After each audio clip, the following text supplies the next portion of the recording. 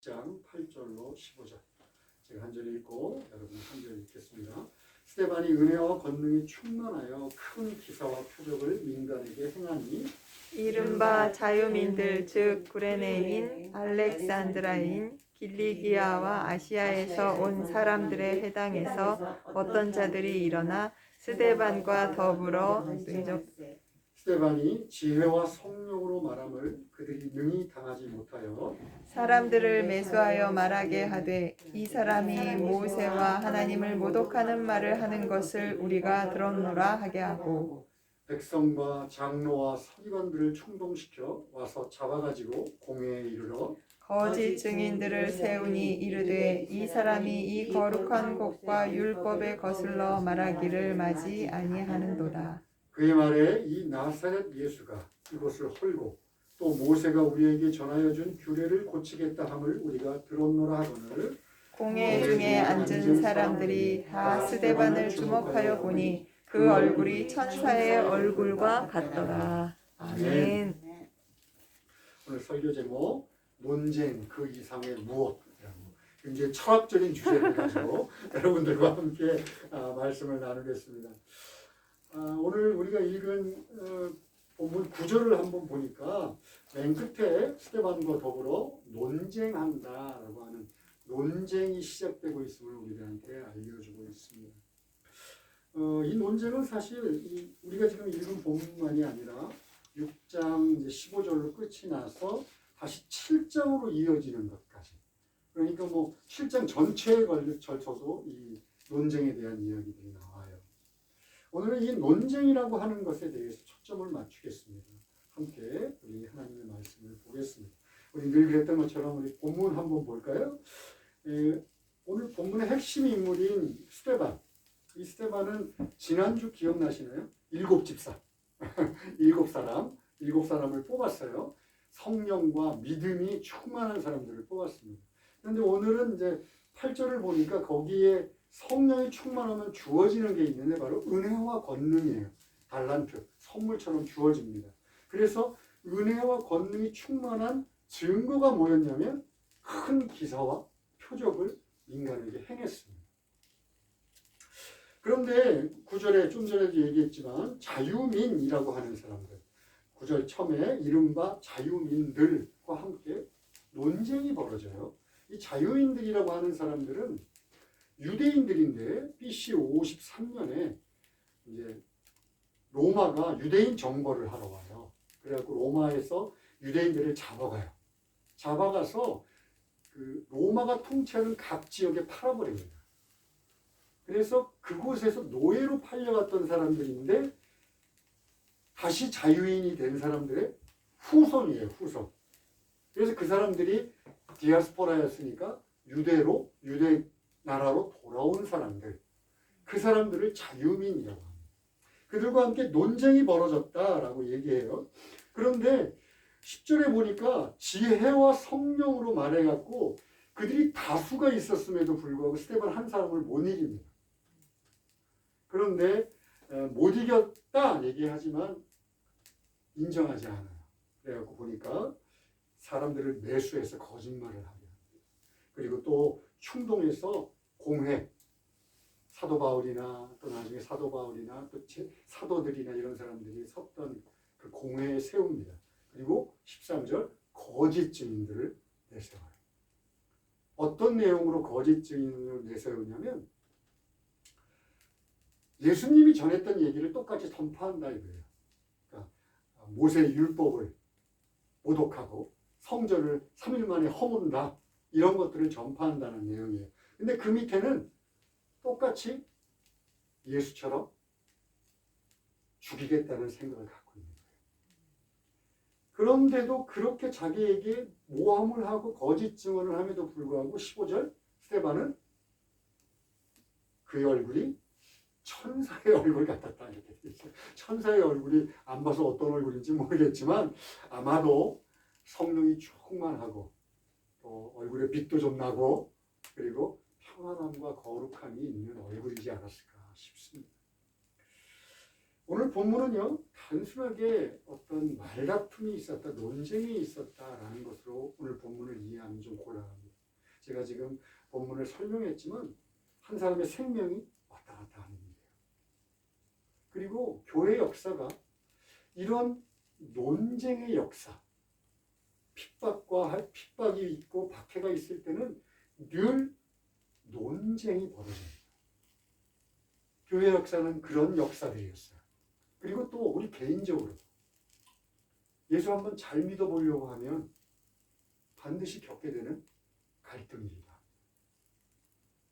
여러분 여러분 예수 대충 설렁설렁 믿을 때는 절대로 겪지 않아요.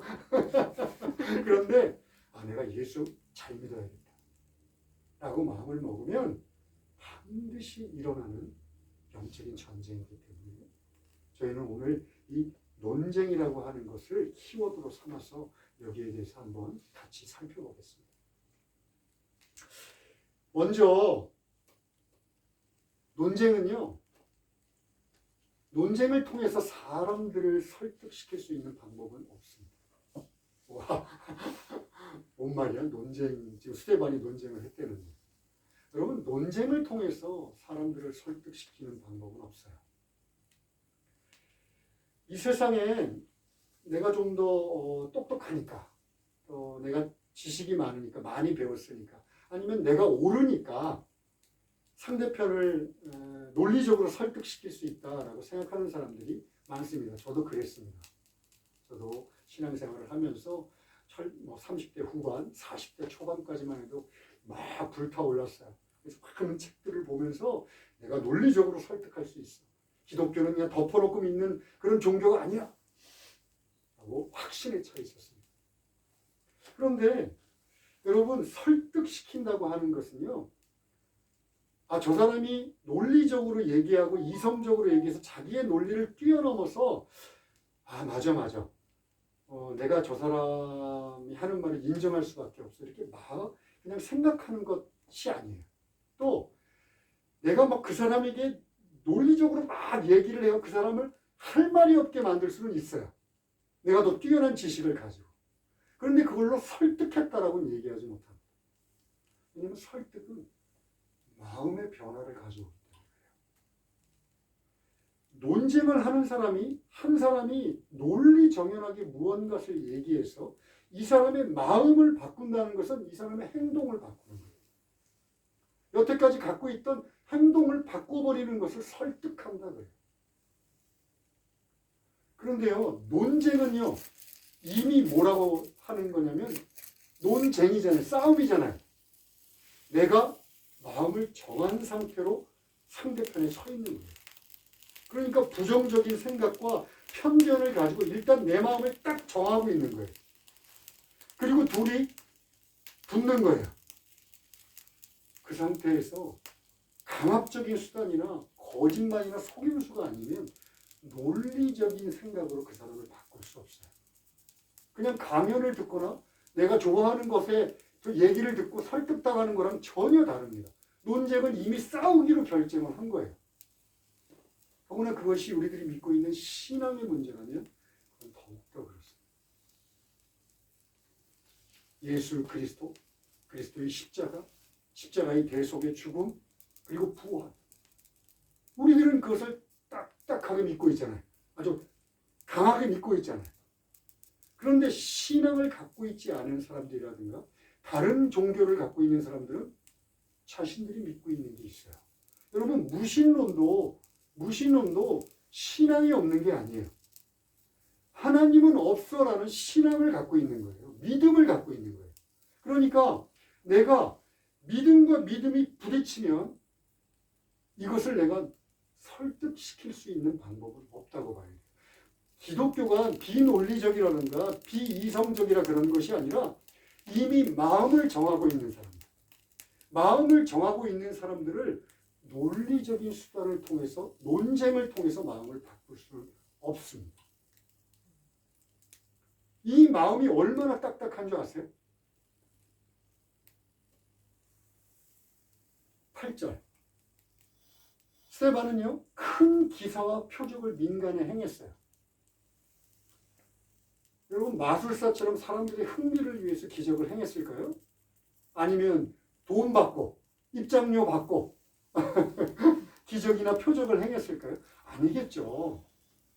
자신이 증거하고자 하는 예수 그리스도를 전하기 위해서 표적을 행했을 거예요. 병 고침의 표적이라든가 기적을 행했을 거예요. 그런데 보세요. 하나님이심을, 예수 그리스도가 살아계신 하나님이심을 뒷받침해 주는 것이 그 성령의 능력에 의한 기적과 권능이었음에도 불구하고 사람들은 믿지 않습니다.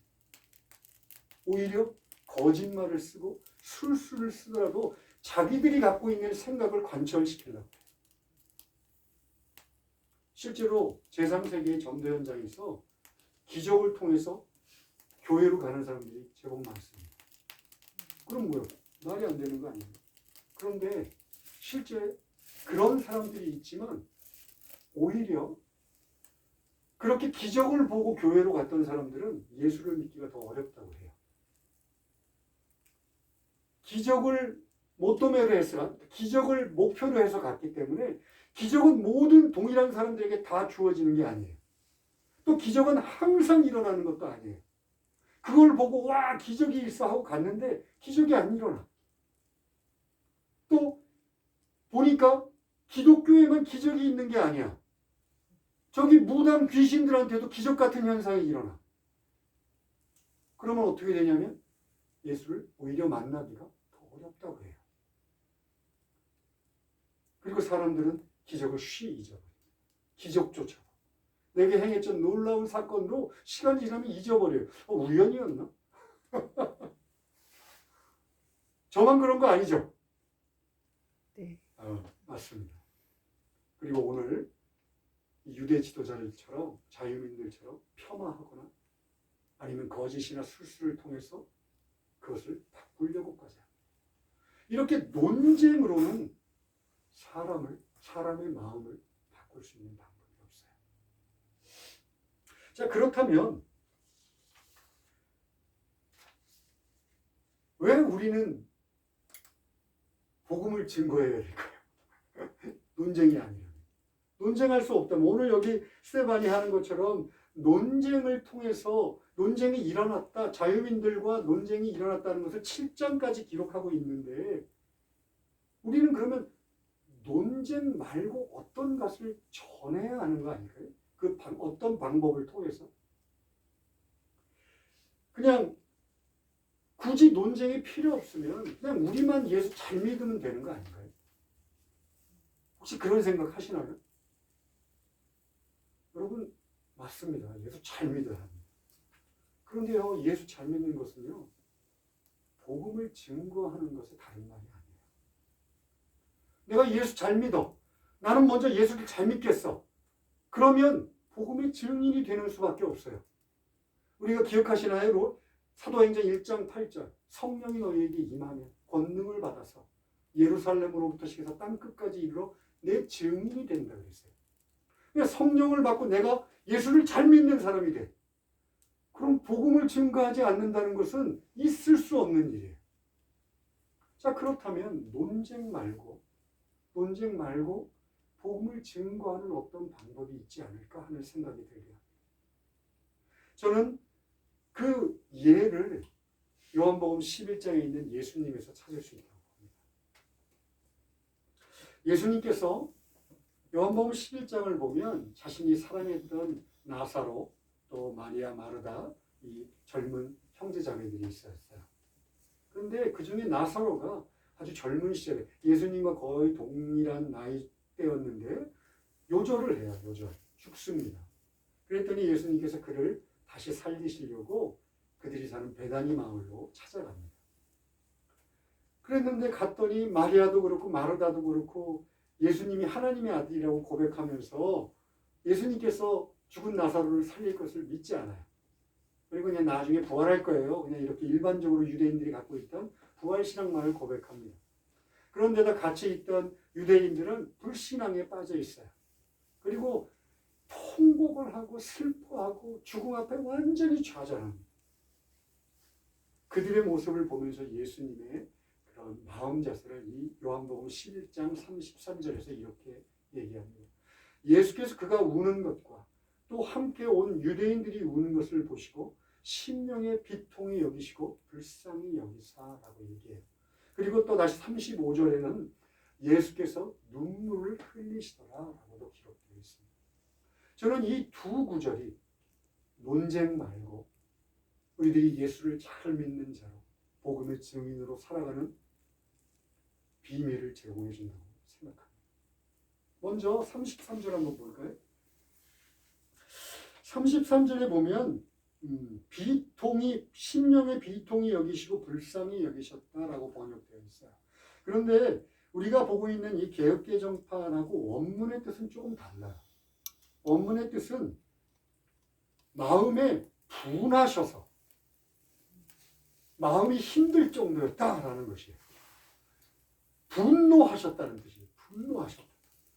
어느 정도 분노했냐면 마음이 힘들 정도로, 영어로 트러블이 일어날 정도로 분노하셨다라는 뜻이에요. 도대체 예수님이 왜 화를 내셨을까요? 왜 화를 내셨을까요? 아까도 얘기했죠. 마리아와 마르다가 예수님이 죽은 나사로를 살릴 것을 믿지 않아서? 아니면 유대인들이 예수님을 믿지 않고 불신앙에 빠져서 예수님이 하셨음에도 불구하고 또 비웃기도 하고 막 슬퍼하고 있어서 그게 화가 나셨을까요? 아니죠. 예수님은 사실 그 당시 그 사람들만이 아니라 우리 인간들이 그렇게 연약한 존재고 구원에 대해서 잘 모르고 영적인 세계를 이해하지 못한다는 걸 알고 있기 때문에 오신 거 아니에요? 하늘 보좌를 버리시고 이 땅에 오셔서 우리를 도우시고 우리를 구원의 길로 인도하시겠다고 오신 분이잖아요. 그러니까 너희들 이 시기들 막 화가 나서 그 사람들한테 화가 난 것은 아닐 거예요. 예수님이 화가 나신 이유는요, 바로 죄와 사망에 대해서 화가 나셨어요. 궁극적으로 이 죄와 사망을 통해서 우리 인간들을 얽어매고 우리 인간들을 타락시키는 사탄의 세력들에 대해서 화가 나셨어요. 분노하셨어요.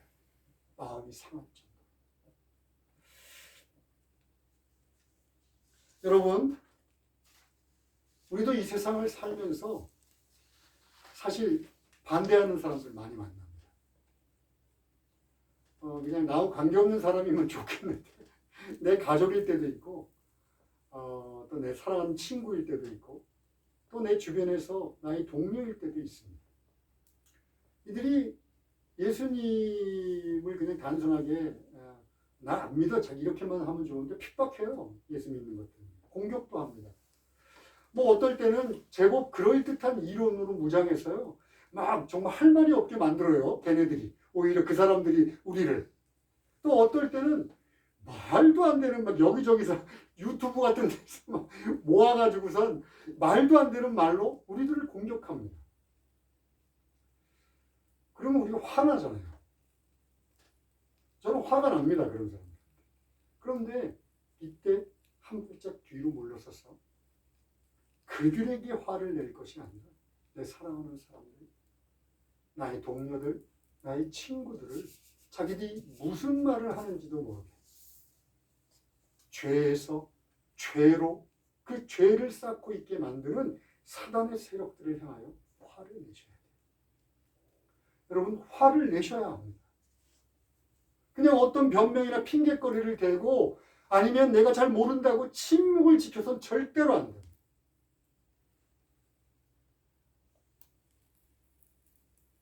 그들의 말도 안 되는 성경에 대한 오해, 예수 그리스도에 대한 오해, 하나님에 대한 오해를 바로 정정해 주어야 합니다. 제가 싸움을 걸고자 함이 아니라 예수님께서 말씀하셨어요. 마태복음 10장 33절에서 너희가 사람들 앞에서 나를 모른다고 하면 나도 하나님 앞에서 너희들을 모른다 하겠다.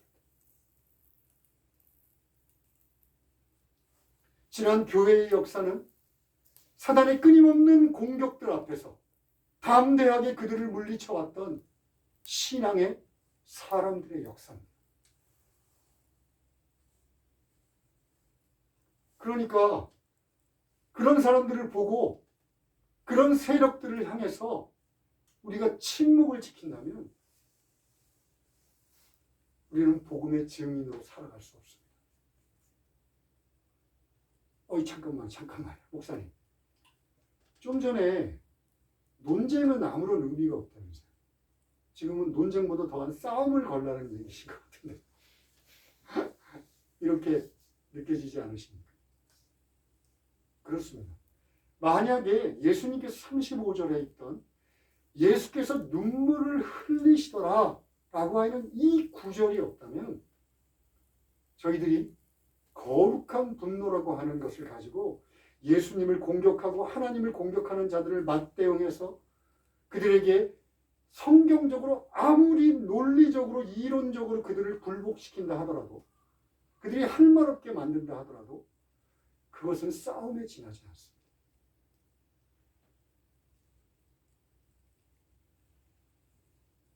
자기의 화풀이에 지나지 않아요. 자기의 의를 드러내는 것에 지나지 않습니다. 자, 예수님은 왜 눈물을 흘리셨을까요?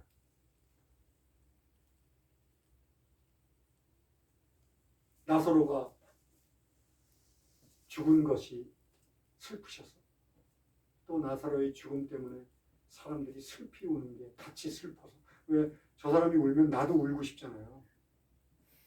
네? 그런 것처럼 그렇게 슬프셔서 맞습니다. 예수님은요 나사로 때문에 슬퍼하셨어요. 나사로의 슬픔 앞에서 슬퍼하는 자들 때문에 슬퍼하셨어요. 정확하게 얘기하자면 아까 얘기했던 분노를 품게 말았던 사탄들, 죄와 사망에 얽매여서 어쩔 줄 모르고 고생하는 사람들, 사탄의 세력에 흔들려서 여기도 이러지도 못하고 저러지도 못하고 늘 죄악에 빠져서 그 죄책감의 무게 때문에 죽음의 공포 때문에 헤매고 있는 사람들이 너무 안타까우셨어요.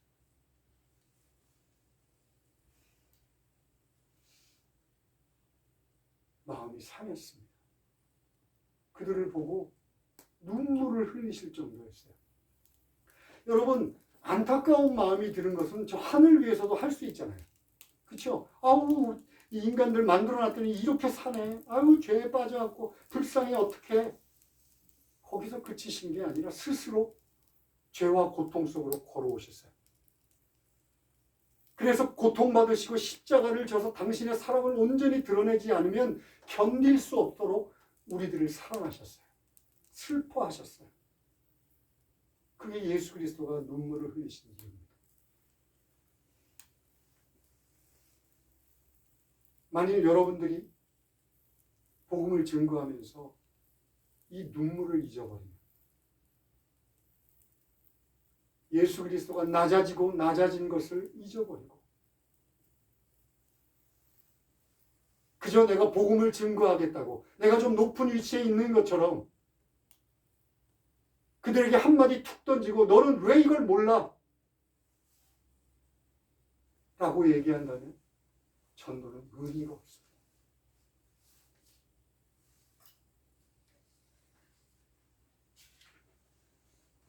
여러분보다 훨씬 더 도덕적인 사람들이 있을 수 있어요. 예수 믿은 사람보다 훨씬 더 지적으로 뛰어난 사람들이 있다는 걸 인정해야 합니다. 그리고 자신을 낮춰야 합니다. 겸손하게 낮춰야 합니다. 그들의 말에 귀를 기울여야 합니다. 그들이 왜 불신앙을 갖고 있는지 이해해야 합니다.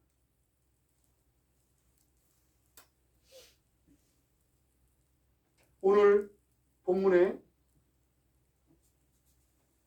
논쟁이라고 논쟁하다, 논쟁할세라고 되어 있는 헬라어가 수제테오라는 단어예요. 수제테오. 이 말은 맞습니다. 논쟁하다라는 단어입니다. 논쟁하다. 그런데 그것과 동일하게 어떤 단어가 있냐면 함께 찾다예요. 또 함께 시험하다. 즉 복음을 증거하는 것은요. 인생의 길을 같이 걸어가면서 영원한 것을 함께 찾고 모색하는 거예요. 너는 내가 너보다 우월하니까 이걸 안 믿고 따라오면 돼! 라고 하고 강압적인 것이 아니라 함께 정말 이것이 구원의 길인지 함께 시험해보지 않겠니? 라고 함께 걸어가는 거예요. 같이 슬퍼하고 같이 고통 속에서 같이 기도해주고 힘들고 어려울 때 도와주고 그리고 영원한 것을 향해서 같이 구원의 길, 구도의 길을 걸어가는 것. 이것이 우리들의 전도입니다. 나가서 예수 믿어? 너 예수 안 믿으면 천국 지옥? 하나님 심판받고 불지옥에 떨어져? 성경적이죠. 성경적입니다. 틀림없이. 그러나 먼저 그들과 함께 그들의 상황을 이해하고 그들과 관계를 맺고 그들의 삶 속에 여러분들이 들어가야 해요. 예수님이 그렇게 스스로 인간의 고통 속에 걸어오셨고 인간들이 겪는 것, 그것들을 면제해 주시겠다고 십자가에 달리셨기 때문에 그렇습니다. 그러니까 우리들이 예수 그리스도를 믿고 내가 이제 복음의 증인으로 살겠어 라고 말을 먹는다면 두 가지를 기억해야 합니다. 하나는 하나님의 말씀을 담대하게 선포해야 합니다. 그러나 예수 믿지 않는 자들 또한 존중해야 합니다. 그들의 삶을 이해해야 합니다.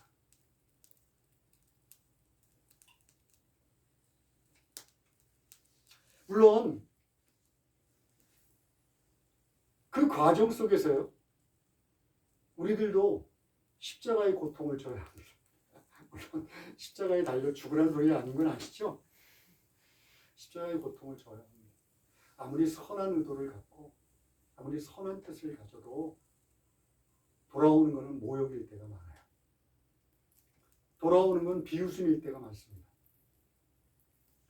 그리고 어떤 사람들은 내가 복음을 전해야 된다는 것 때문에 내가 좀 더 이렇게 낮은 자리에 있다는 것을 알고 나를 이용해 먹으려고 하는 사람들이 있어요. 그리고 조롱합니다. 조롱해요. 또 나는 내 시간과 내 물질과 이것들을 또 희생해야 돼요. 같이 그냥 동행하면서 말로만 끝나면 좋은데 예수님이 보이셨던 십자가의 희생만큼은 아니에요. 오늘 스데반이 7장에서 죽는 순교는 아니어도 우리들 각자 나름대로의 십자가를 져야 할 때가 옵니다.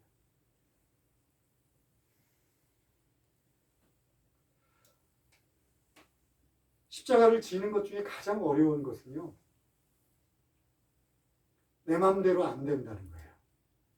내가 이 정도 노력했으면, 내가 이렇게 간바로 했고 너한테 이렇게 포기했으면 이제 예수 믿어야지. 이제 교회 같이 나가야지. 그런데 꼼짝을 안 해요. 몇 년이 걸려도 꼼짝을 안 해요. 포기하고 싶습니다. 이제 그만. 내가 스스로 정죄해버리고 싶어요. 너에겐 구원이 없어. 여러분, 제가 그런 사람이었기 때문에 잘 압니다. 하루에도 수십 번씩 포기하고 싶은 생각이 얼마나 드는지 몰라요. 그것이 견디기 힘든 십자가입니다. 예수님은 십자가에 달리셔서 모든 인생이 구원받을 줄 다 아셨을까요? 십자가에 달려서 우리를 위해 죽으시고 피를 흘리시고 살이 찢기셨음에도 불구하고 예수 그리스도를 거부하는 사람이 지금 이 땅에 얼마나 많습니까?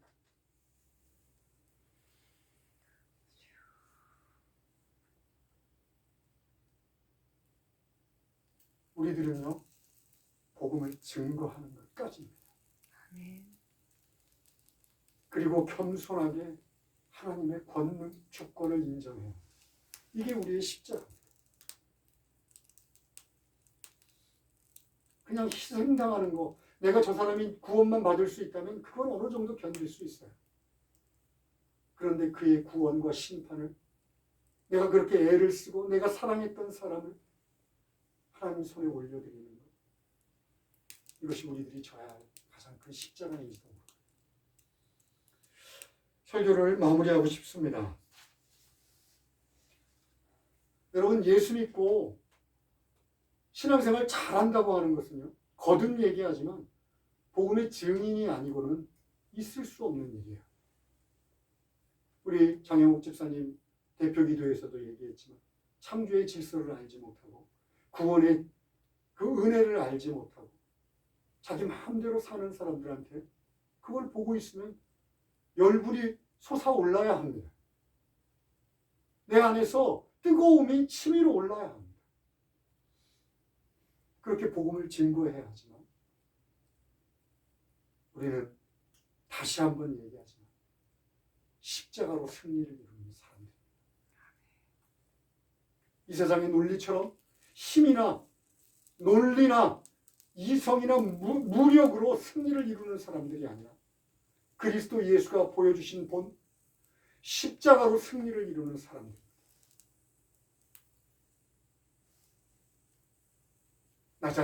낮아져서 그들을 섬김으로 우리가 얻게 될 승리, 그 승리를 누리는 사람들. 이것을 로마서 8장 18절에서는 이렇게 얘기합니다. 우리가 현재 겪는 고난은 장차 우리에게 나타날 영광과 좋게 비교할 수 없다. 오늘 스데반이 15절에서 천사같이 빛난 얼굴을 가졌어요. 현재 내가 겪는 고난은 장차 나에게 나타날 그 영광과 좋게 비교할 수 없다.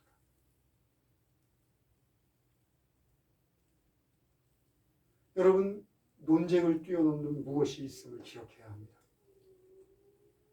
우리들이 전도를 하는 삶은 하나님께서 이 논쟁이 아니라 몸소 예수 그리스도가 보여주신 본, 그 본을 따르는 것 이상도 이하도 아닙니다.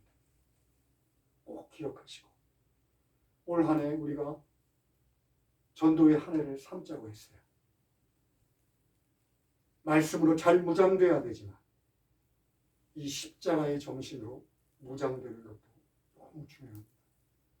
꼭 기억하시고 우리를 통하여서 십자가의 길이 사람들에게 비추어지길 소원합니다. 아멘. 하나님 아버지, 그리스도 예수께서 이 땅에 오셔서 우리에게 보여주신 그 놀라운 희생과 사랑을 기억합니다. 내가 예수 믿었고 예수의 사람이 되었고 그렇게 예수의 사람으로 살아가기 위해서는 복음의 진리의 삶을 살 수 없는 방법은 없습니다. 하나님 도와주시옵소서. 제가 하나님의 말씀으로 무장될 뿐만 아니라 그리스도의 십자가의 사랑으로도 무장되는 자로 그렇게 살아갈 수 있도록 도와주시옵소서. 예수님의 이름으로 기도합니다. 아멘.